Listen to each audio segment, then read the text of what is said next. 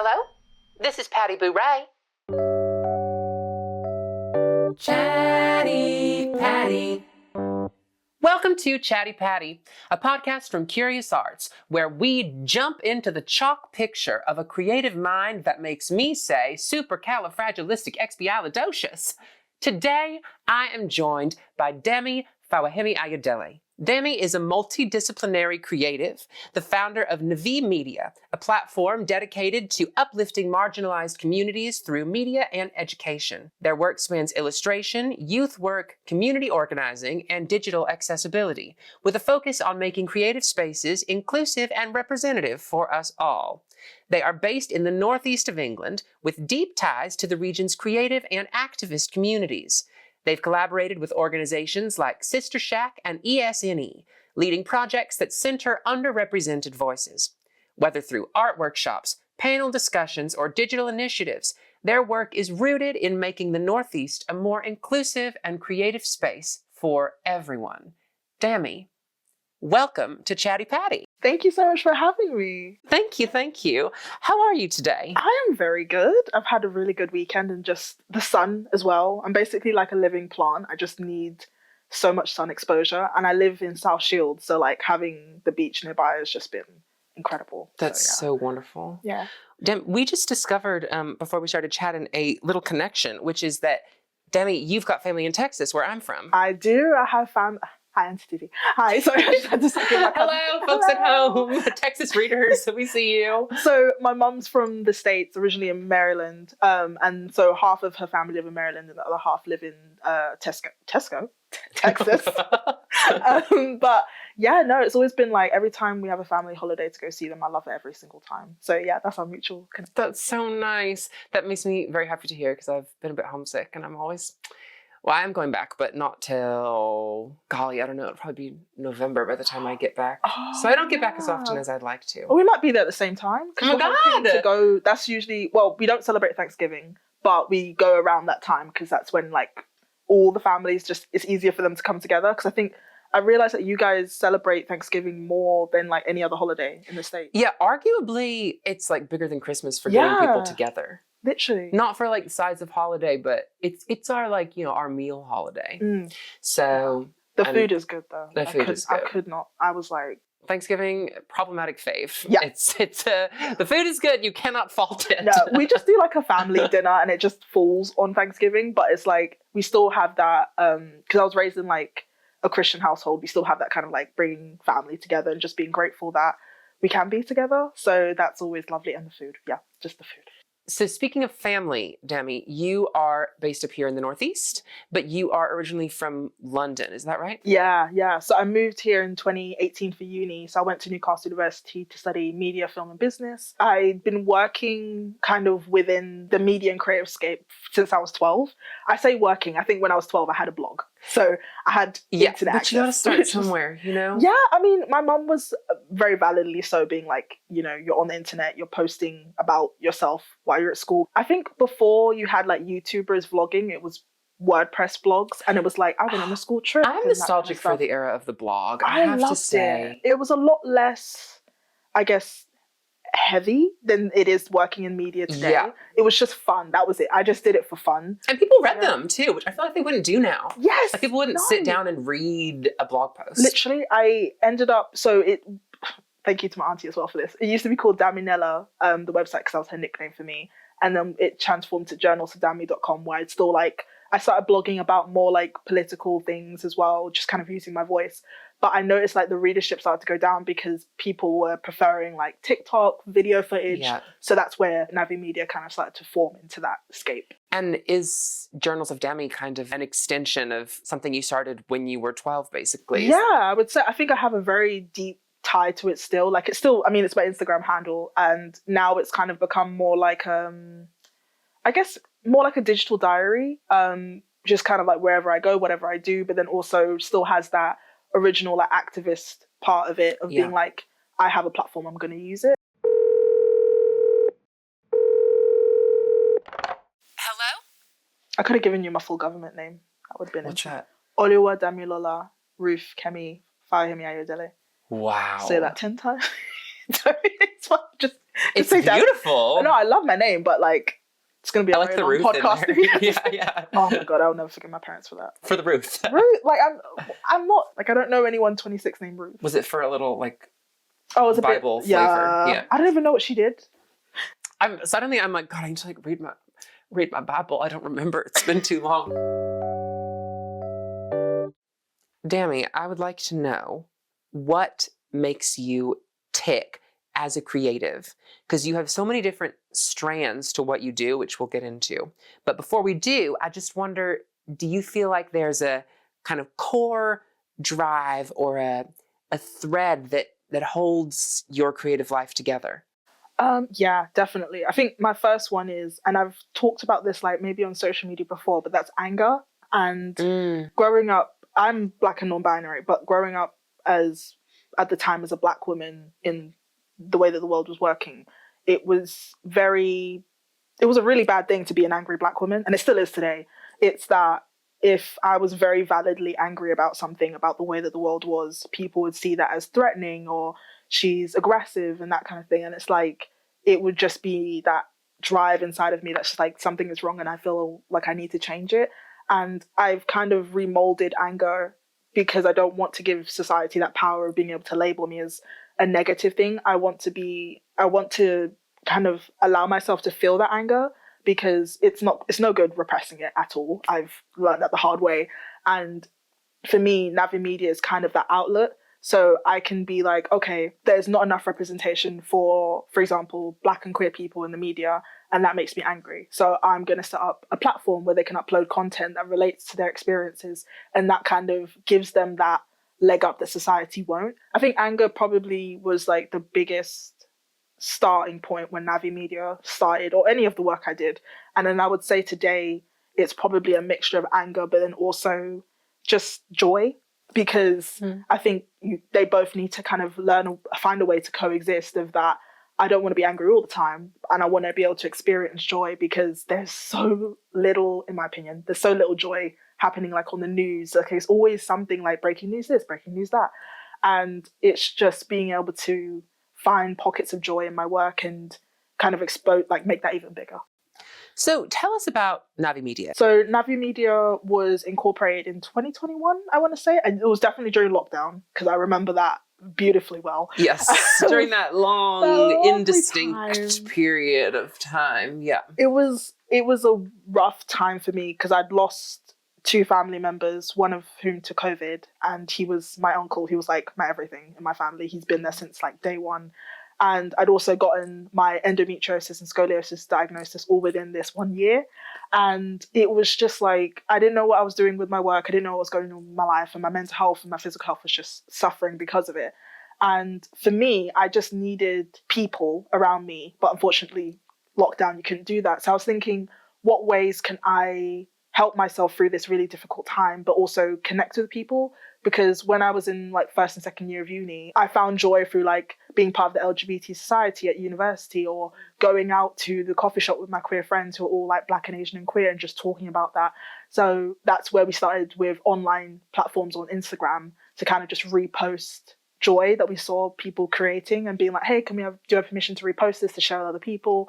And it just kind of bloomed into this community where we were having like online Zoom events, and everything was online, but it was just, I felt like people were near me, and that was like, okay, I have this idea and these platforms, and now I want to turn it into something, and that something became Navi Media. And so how would you describe Navi Media now? If someone said, like, what is it? Because it's lots of things, and that is what's special about it, and it must be challenging. I think, like we'd been on hiatus for a few months because I had surgery last year, and it was my second endo surgery, and endo surgery can take a lot out of you, literally and physically. And I think a lot of like, it's just, I can imagine. It's tiring. And I think I felt selfish for prioritizing my health over what Navi Media had done, because we'd done like queer prom, we'd had so many events that we'd been doing, and then all of a sudden everything had to stop because I just couldn't do it anymore at that time. So I would say today it's a much more unapologetically, in a good way, slower moving platform, so that I can also look after my health, but then also know that whatever we're putting out, while it may come out slowly, it's so powerful.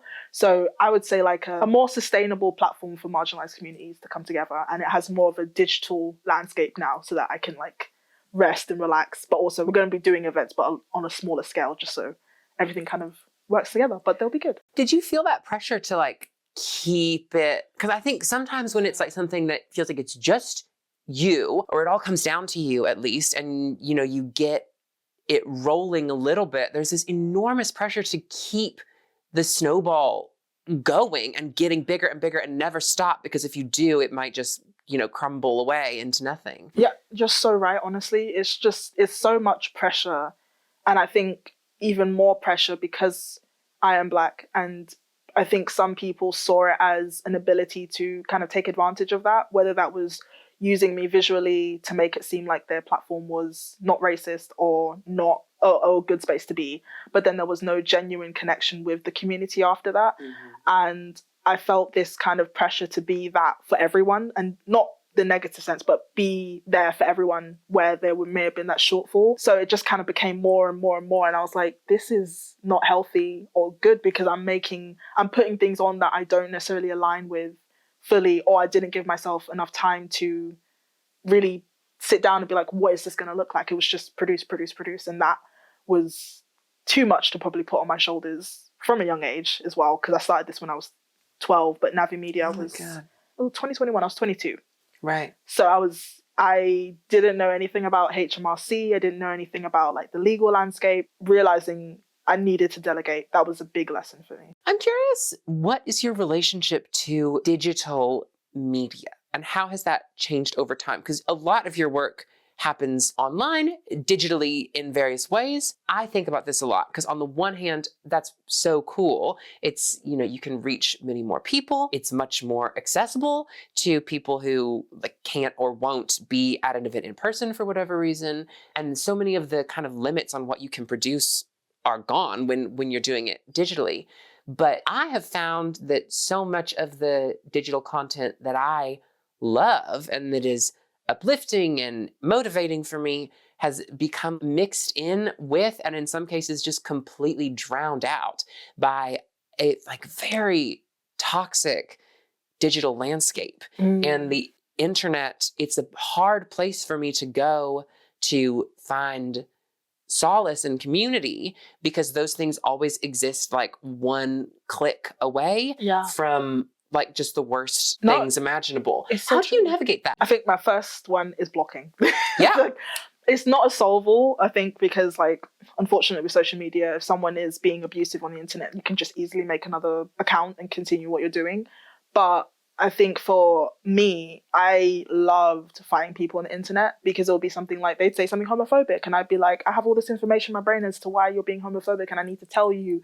And then it became this, why am I doing this all the time? Like, it was so unhealthy. It was that, you know, as soon as you reply to someone on social media, 10 minutes later, you'll have like 10 replies or 20 replies. And then it's just this constant negative landscape I was sort of allowing myself to be in, because even though I knew deep down, like, or even in my head that, you know, what they were doing was wrong, it was more just being on socials to fight with people. And that in itself is so toxic. And now it's kind of become this where I don't owe anyone an explanation. Why did I put that on my shoulders?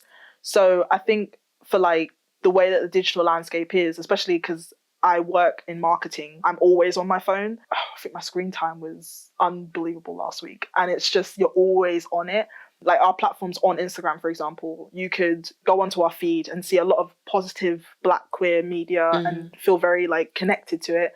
But then you can go onto your For You page and see something horrible or see a horrible comment. And that can be kind of a difficult landscape to navigate, which is why in 2023, we set up navimedia.com because, and I'm still seeing it today, shadow banning. Instagram says it doesn't shadow ban, but I did my dissertation on it, and you do.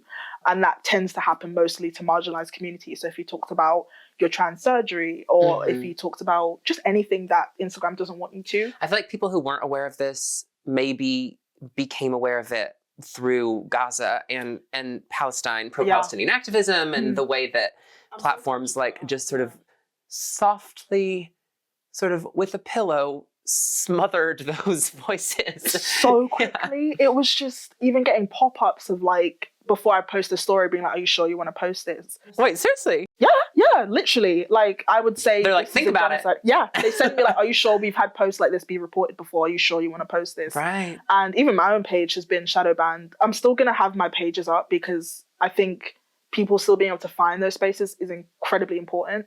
But us being able to create our own website kind of took that autonomy for ourselves to be like, no one can shadow ban us, no one can take our stuff down because we own this website, it's ours. So you guys can talk about whatever you want now. And that for me was how I was able to kind of bridge that gap of being like, yes, when we're on social media, you never know what you're going to see when you're on your feed. But at least on our website, you were going to see positive things. And that was kind of like reclaiming that. You know this, like you can't run a business Yeah. on the scale and in the ways that we do without Instagram. It just, it can't be done. I completely agree. It's important to acknowledge that they are like necessities for business owners. We spent most of our lives growing up on social media, I think. Like, I remember Instagram back when it used to just be photos. And I feel like it was a lot better for time now. Now I feel like I'm thinking about Reels and TikTok. Like, there's so much going on Instagram where there's just literally so much going on that you have to think about. Yeah, it had become quite a toxic environment where it was like everything I loved to talk about or the things that we loved to share, we just couldn't. So like, for example, what's going on in Gaza, I made like an illustration about it and suddenly people were saying, oh, we can't see it. And I'm thinking, I'm trying to share information about what's going on, and that suddenly everything you kind of devoted your life to at that point had kind of been blocked by this entity that was worth billions. I think it's great that you've set up your own way to, you know, put that information into the world that's in your control. So I guess I would direct everyone to, is it just navimedia.com? Yeah, NAVII media.com. Great. Go check it out. Yeah. It's great. It's a good website. Yeah, thank you. Also, Navi Media. Navi. Navi. Yeah. Everyone always thinks I named it after Avatar, and I'm like, no, this happened before that. Well, actually. Avatar came out before it, but the meaning of Navi was completely different. But you... I don't even know Avatar. Oh, so, okay, good. Wait, Avatar as in the blue people or the last Airbender? Right, okay. I love that that's There's two. The blue people. One I know a little bit, one I know nothing. Hello? Demi, you said that if you were a beverage, you would be a strawberry Miranda. Yeah. Why? It reminds me of home.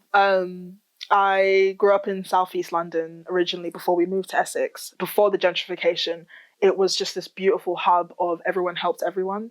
And it would remind me of like the chicken and chip shops in London. I have to say 10 out of 10. Absolutely love it. Like going back home, it just kind of reminded me of waiting in the chicken and chip shop, waiting for your food with your friends or with your family. And it was just kind of this like culture almost where we were like in shops and supporting each other, and everything was quite independently owned in a good way where it went back into helping the community. And the strawberry Mirinda is a very popular drink that is sold at chicken and chip shops. So it always just kind of reminded me of that. Always, it tastes like home, basically. Yeah. I've never had one, never tried it. And I have to say, it was a little, I couldn't find it. That's the thing. Yeah. I did look, and you know, it's not just me, because some people are turning to Amazon to buy in bulk because they can't find it. So I looked it up because I was like, why can't I find strawberry Mirinda? And well, first of all, Amazon now has a little AI description of all their products. So of strawberry Mirinda, they say, customers enjoy the drink's taste, value for money, and temperature. They find it delicious, sweet, and not too fizzy. Some say it's better than strawberry Fanta. The top review says, a very strawberry drink, 5 stars, daughter loves the flavor, nice ice cold with ice, value for money in bulk, buy 24s. Now, I only got on Amazon too late to buy a 24 pack. Otherwise I would have, and we could have tried some. But I did find an orange Mirinda. What are your thoughts on orange? Oh, I love orange. Really? Yeah. Is it actually as good? I mean, my favorite flavor would be strawberry, but it's still like Mirinda in general. It just has this vibe to it, but it's so hard to find because I can only ever find it in London. Where's it shops. From? I actually don't know. It's mysterious. I don't know. It's good stuff though.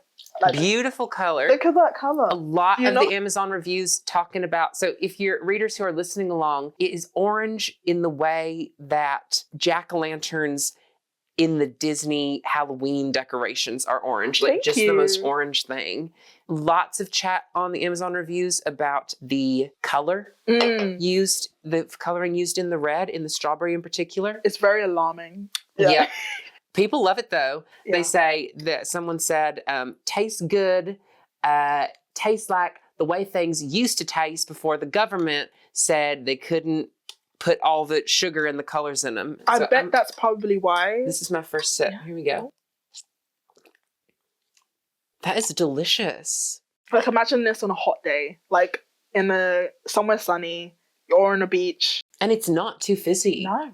Like, that sentence you said about the government, but I think, do you remember have you ever had a Capri Sun before? Yes. Do you remember what they used to taste like? They were so good, and now they taste... Are they worse? I haven't had one in years. Are they different? Really watered down. That and Ribena. No. Right? I would have, if not for like the sugar tax, I probably would have said Ribena, but the way it tastes now, it just doesn't have that same... That's such a shame. But this one, I don't know, maybe they slipped under the radar. It's great. I don't know what they're doing, but it's really, I'd say it's lightly sparkling. Like, it's not enough to make your head like feel like it's going to explode. It's absolutely delicious. Okay, so speaking of this reminding you of home, you moved up to the Northeast in, 2018? Yes. 2018? Yeah. I guess I moved up after you. I've been here for about 2 years. So I wonder, what has that been like for you? I think the thing I love most about the Northeast is the fact that you've got countryside, seaside, and the city. That's like the biggest part. It's special. It's real special. It's incredible, because where we lived in London, it was like the outskirts in a town called Chafford 100, giving them a bit of a shout out. But it was like, I want to say under an hour away from Southend, which was a beach front. And then you've got London, which is extremely expensive, but still London city. But then if you want to go to the countryside, you're going to have to drive a bit to get kind of all three of those. But to get all three of those in like within an hour, if not less. So I think that was probably my biggest attraction, the fact that I could get all three and just be able to, like, if I needed a trip with Arlo, my dog, through the countryside, if I wanted to go to the beach with my mates to have a bonfire and just us to be together, or going to the city, it was just an incredible thing. And then also the Southern hospitality, because my first story I always tell is the first full day I had when I moved here. I got on the metro and someone said good morning to me. And as someone from London, I was like, oh God, what's wrong? What are you doing? Like, I was a bit taken aback, like, good morning. Because in London, I'm going to be honest, we don't do that on TFL. Like, you get on, you go to your destination, that's it. You don't really talk to people. And that for me was just kind of getting me out of that London shell where, you know, you can communicate with people. Because I've always been quite a introvert, shy person, so it's not something I do. But I think since being up here, my confidence has definitely been like, yeah, people aren't scary, you can say hi to someone, you know. And then what I miss about London, probably my family, because all of my family live down south, and it does make going home more special. And it's just always fun to bring Arlo, because my mum, she wasn't a dog fan, and then I got Arlo, and all of a sudden she's like, I need to get her a birthday present, obviously. Yeah, like, funny how mums are that way. Literally, like, suddenly now it's like, oh, my grandchild, you know. So I think having family close to me, because my mum and I, we like text and call literally every day, and I think she's like my point of sanity, because I think it's like sometimes I need someone that has literally known me my entire life to be like, you're not losing your mind, or you need to think about this a bit differently because I know you better, that kind of thing. She's like that point for me. So I guess I miss having that, like, every day, to suddenly go and being like, I can see my family every few months or so. What do you think sets the kind of art scene in the Northeast apart, makes it what it is? The biggest thing is it not being cliquey. I found that when I found that as well. It's so cliquey down in London. I think when I started to get into more like doing paid work within the creative scene that happened in London, it was very much people didn't want to help each other. I mean, you're fighting so many more people, not fighting like physically, but like you're going against something, against so many people, if it's whether it's funding or a job opportunity. And for some people, it can be very much like, this is mine, I'm not sharing with anyone. And because of the nature of the work I did that was so community orientated, it was kind of like, we can't have that individualistic approach because we want to help as many people as possible. And especially within the work that I did, which was like blogging, people didn't want to like share advice or things like that. I wanted to be around people, more people who kind of had that mentality. And being in the Northeast, it was probably my first opportunity to properly start building more creative foundations. And people were so eager to help me.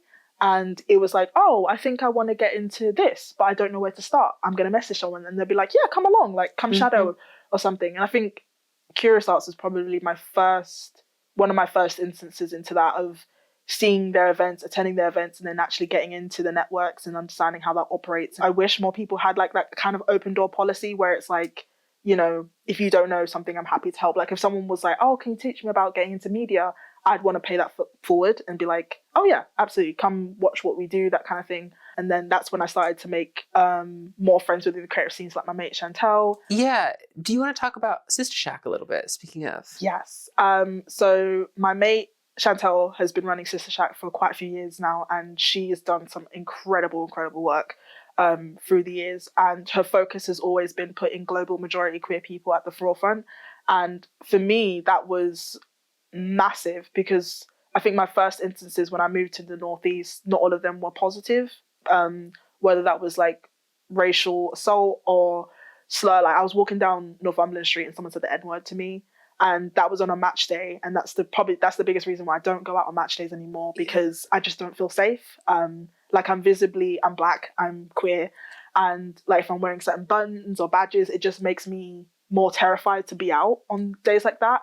And our friendship kind of blooming into being like, we have the power to kind of make our own safe spaces was life-saving for me, because I was kind of fearful to kind of take that power and be like, do I deserve to have these spaces? Do I deserve to take up space? And Chantel and Sister Shack was very much that, like, drilling into so many other Black and Asian queer people's minds that, like, yes, you deserve to be here. You deserve to be able to do this. And I think she's like the reason for so many, like, I would say, people being like feeling safe. She's built up a lot, and she's like made it such a safe space for so many people to believe in themselves. Yeah, for readers who may not know, what is Sister Shack? So Sister Shack is a space set up for global majority people. So she runs like events and workshops and talks, and she runs them through the year. So one of the last events that we worked on was community. So we talked about how people can get into the creative industries and how to kind of like work in the creative industries as well. Because like I said before, I didn't know anything about like HMRC, the legal landscape of it as well. So many people don't know where to start, and that can be so very overwhelming. Literally. And like, because she's had a lot more experience than I have in the industry, she was able to kind of provide that advice to people, and we were just able to kind of create that space. So events and spaces for the global majority, but anyone can attend. It's just knowing who the space is for, and like, you know, when people say like you're a guest, you know, yes, kind of thing. But then obviously for us, it's our home, and I've always just loved that. Like we've been able to teach each other so much about the landscape, because there's things like from a digital landscape that I know really well that I can pass on, and then there's things like with her side of like event management, music management, like community management, as running successful events. Like she's taught me so much about that,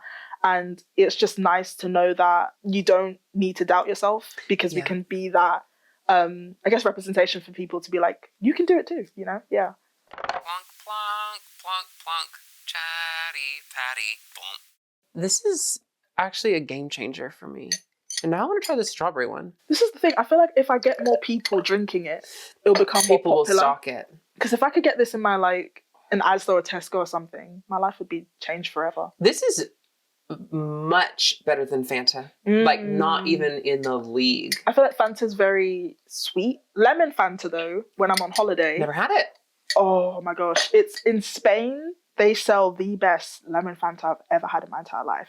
And Nigerians will know this. The way that we bottle our Coke and like Fanta and stuff like that, it's like, it tastes completely different. Like completely different. And wow. I would say Nigerian Fanta tastes like this, which might be why I like it more, because it's less, I don't know, it's just not as sharp, like in a bad way. Yes. Yeah. It's more like, I want to drink this, you know. It's delicious. Yeah, I love it.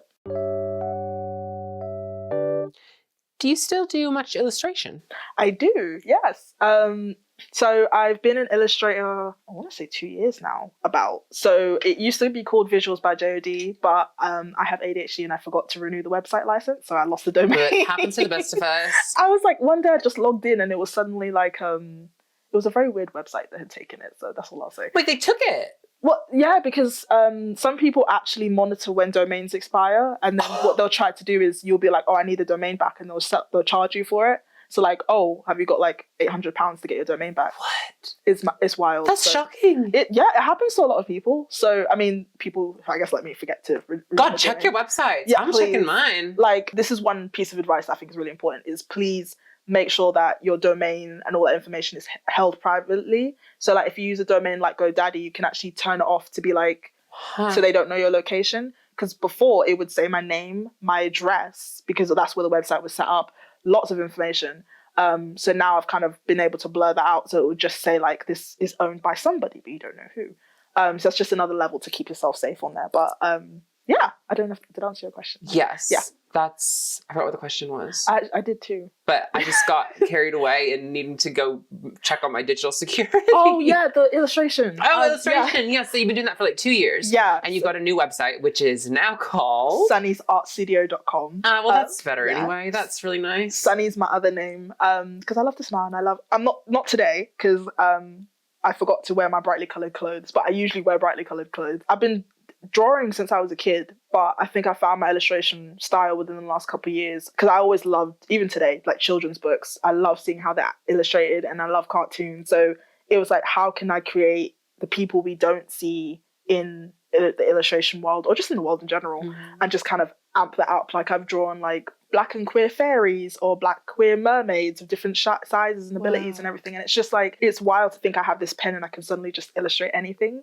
So I think that's probably been quite at the forefront with Navi Media recently, since I've started to be like, how can we change this landscape to be more sustainable for my health? And for me, being able to like, I even brought my iPad here today to be like, just sometimes I like to sit and do a doodle, and it's so clearing for me. But then I also sell it on my website, like as stickers and prints and mugs. Mugs? Yeah. Oh, so I did the first test mug. So actually, one thing that's a bit different is I do all of the manufacturing from home.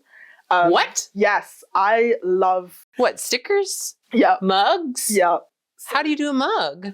So I have a sublimation printer, which is a specific type of ink to be able to print it onto the mug. Wow. And then I have a mug heat press. So I just like cut it out to fit the mug and then put the mug in there. So that took out a massive chunk of having to like pay outwards of like making stock. Yeah. Because I liked making limited stock almost. So like, oh, I'm going to make 5 of these stickers, and then I get a whole new idea and I want to make more of those stickers. So it was just kind of a nice way for me to have that, I guess, freedom of creating. But I decided to start making mugs, because if you came into my house and saw my kitchen, it is mug Armageddon. I love mugs, different shapes and sizes, whatever it says, I love it. I have to take it. Tesco's probably hate me because I spent like an hour in the mug section being like, that one.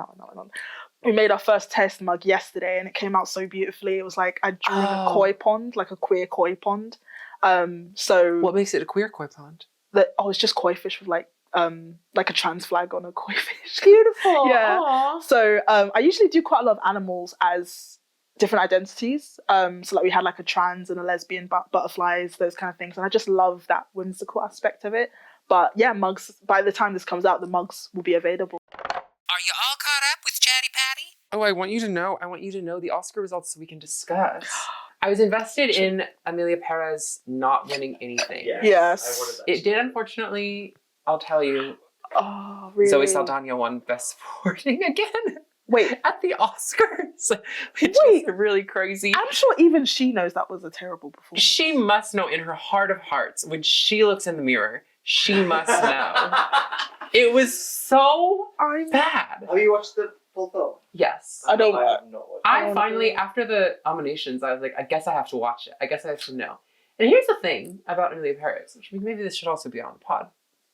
I really do think that if it had not been so critically acclaimed, it could have become like a cult classic. Oh. I think that I think it's like so bad and like so earnest and like takes so many big swings and just misses every time.